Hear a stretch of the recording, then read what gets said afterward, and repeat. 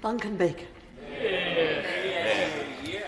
Thank you, Madam Deputy Speaker. Now, some might say in this House that I have somewhat of a vested interest in this motion today, given that I am the MP who represents the highest and oldest cohort of residents in the entire country. And I will come on to that in just a moment. So I have often stood in this place over the last year called for the triple lock to be restored. But I think before that debate is had, it's very important to just remember why we're standing here having this debate in the first place. And it's important to say on the record again that it was this government, and it was the then Chancellor, who is now our Prime Minister, who intervened and put about some of the most comprehensive packages of support, not just in this country, but that was widely deemed as some of the most comprehensive packages of support in the entire world, to look after the livelihoods of people up and down the land so that they could cope and get through financially the period of the pandemic. And at the time that the ONS was considering the figures to be able to generate the triple lock uplift last year, it was abundantly clear that a statistical anomaly from people on coming off furlough and going back into normal wages created a bump.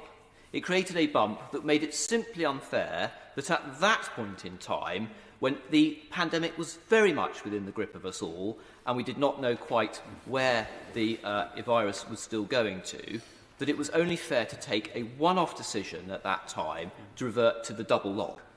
And we on this side of the House understood that. I would dare say we reluctantly accepted it, but we did just that.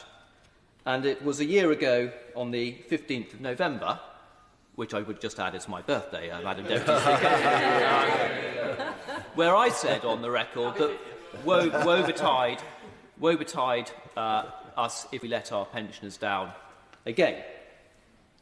So here we are once more. And of course, in just 9 days, that's 2 days after my birthday, Madam Deputy Speaker, we will again be listening to the autumn statement that comes along. And as my honourable friend for Guildford said, it is absolutely right that we consider that in conjunction with the OBR report rather than prejudge that event in 9 days' time today. Now, across England and Wales, North Norfolk, and this is quite some statistic which I will be giving the right honourable gentleman in his place now, is that we are in North Norfolk the oldest local authority with the highest percentage of population aged 65 and over. 33.4% of my population. That's 15% higher than the national average. 1 in 3 of my constituents are over the age of 65. And in the last decade alone, that is an increase of 17.8% in those who are over 65. So I'm not just standing up here and saying it, but it really does matter to my constituency, because 27.8% of those constituents are retired, and that alone is roughly double the national average. And even further than that, 4.8% of my constituents are over the age of 85. With inflation running at 10%, the argument has already been made. If you are on a fixed income of under £10,000, and certainly if you are 85 and over, it is just unfeasible for you to be able to go out and earn your way out of a very, very difficult set of bills, no matter the government has supported enormously with many, many interventions that we've heard before to help people through this difficult time.